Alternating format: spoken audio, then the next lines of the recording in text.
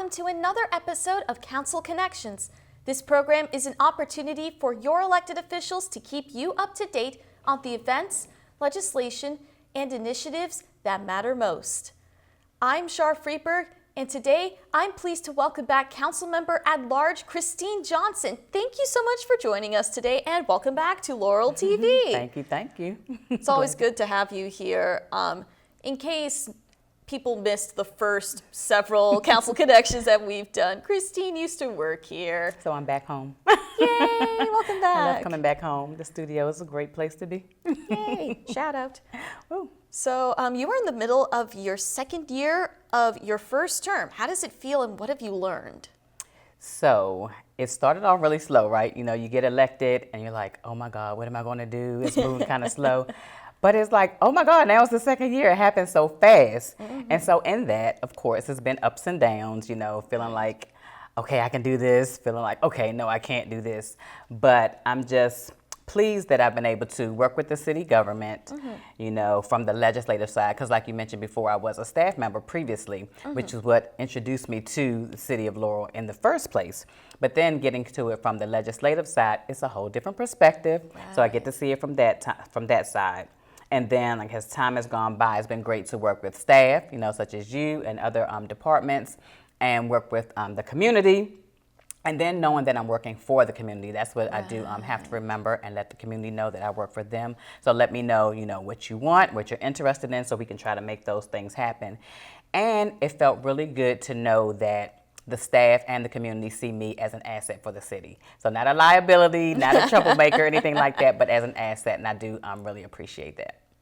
It's always great to feel like that. Mm-hmm. Like, I feel like a lot of people see you as someone they can come to for anything that goes on in the city. So since your last visit, what have some of your key priorities or projects been, and or what have been, are there any recent updates? Okay. So since the last time I think that I've been here, I think we were talking about some things, but I know we did the second Women's History Program. Mm-hmm. So glad to be able to start that and give women a voice. Like, the city of Laurel is a very diverse place, and I love that we celebrate all the diversity. Mm-hmm. So with the Women's History Program, it gives a chance to honor the past and the present for things that women have done within the city and all around. So glad to be able to continue that. In April, we did a student athlete workshop. And what that was is we partnered with WISE and On the Court Solutions, and then a local homeschooler mom. And she was able to, and they were able to do some educational and recreational aspects for student athletes. Wow. And then show them how that they can do funding for school. Mm-hmm. So I thought that was really good for ages 7 to 16, boys and girls. We were able to bring that out to the community. So I was excited about that. Shout out to those who helped with that. Shout out. And then recently we did we're partnered with the Quill and Company for the next bestseller, the book competition, which I was excited about because, you know, previously I've talked about literacy and did a show here called Meet the Author. Like, I love everything reading. So I was glad to be able to bring that to the city of Laurel and have that take place here. I was going to talk about literacy a bit later, but now that we're on it, like, you've published some books, your children have published some books. Why is literacy so important to you? So interestingly enough, that's how it got started with my children. Like, when they were younger, we found that family time spent together reading to them at night and then allowing them to read to us. Like, it's so funny because my husband would, you know, sit with them reading and change his voice, you know, make it fun. So I think during that time I learned that literacy helps, again, bond families, because that's what brought us together as a family, but it helps with their, I don't want to say intelligence level, but, you know, their growth and understanding. Like, they learn how to read. I think it made a difference in them with school. So I just really appreciate literacy and that foundation that it gives children. So I continue to be rally behind that every chance I get. Are there any books that you might have coming out soon, or not right now? No, not me. I'm maybe working on some stuff, but with everything else going on, it's kind of in the back burner. But my goal is to publish a book soon. Ooh. Not sure how soon, but I'm working on some fiction books of my own, but that's something a little bit different. We'll see what happens. But yeah, I want to be a part of the whole process. You know, I help people publish books, like I help my children write a book, so then I want to go through the writing process too, because I feel like I want to be well-rounded in that area. Right. So looking back at your term, what accomplishments are you particularly proud of?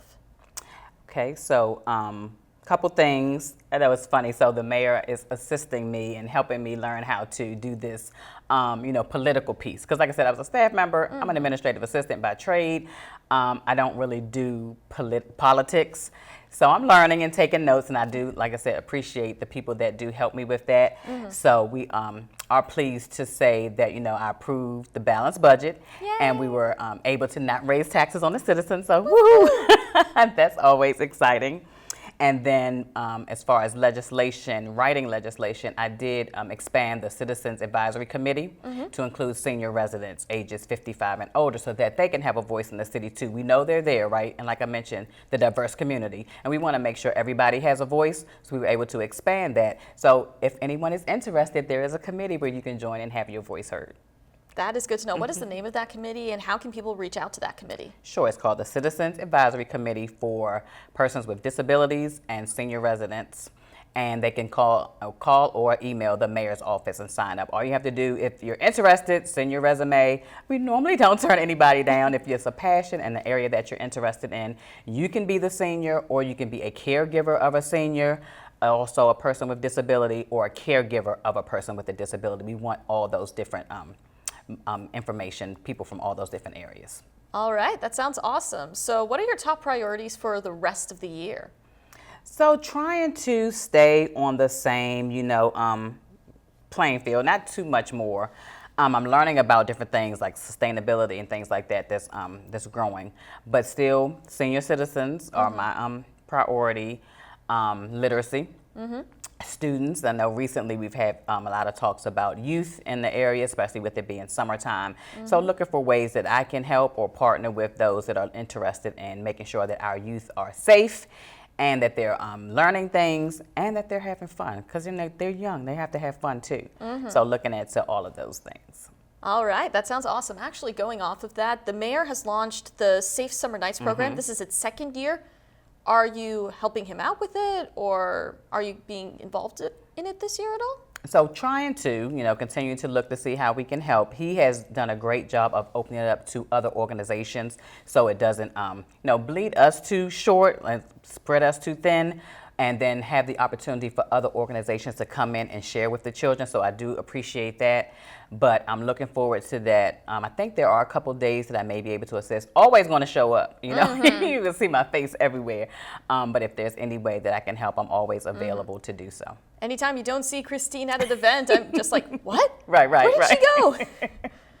So are there any upcoming events or initiatives you're especially excited about?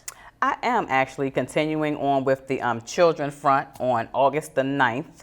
We will be participating in the Back to School Community Pop-Up Shop. It's going to be held at 14502 Greenview Drive from 12 to 6. And what they basically do is give away school supplies, backpacks. I do have a table. Last year I did voter registration. So if anybody needs to sign up to register to vote, that will be an option. And it's just a good time. Vendors, music, and a good time for the community to come together and give back to the students and get ready for school. Unfortunately, summer doesn't last always. School starts back up, but it's a good way to help the children prepare for that. And I need to look, because I know Laurel Board of Trade normally does some things too. I want to make sure if they're doing something for the kids that I'm involved in that also. Always look around town, see what the Laurel Board of Trade is up to. So how can constituents contact you for any issue? Sure. Well, again, on the city's website, cityoflaurel.org. Then you can also send me an email at cjohnson@laurel.md.us, or you can give me a call. I do not remember my phone number, but it's 443-972-0513. Email is the best. As you can see, I don't know my telephone number, but text message is good. But anytime, if you see me, please reach out to me. Come say hi and let me know who you are. All right, Councilwoman at Large Christine Johnson, thank you so much for coming, and always good to have you back home again. Thank you, thank you. Good to be here. And thank you for tuning into this episode of Council Connections. I'm Char Freedberg, and I'll see you next time.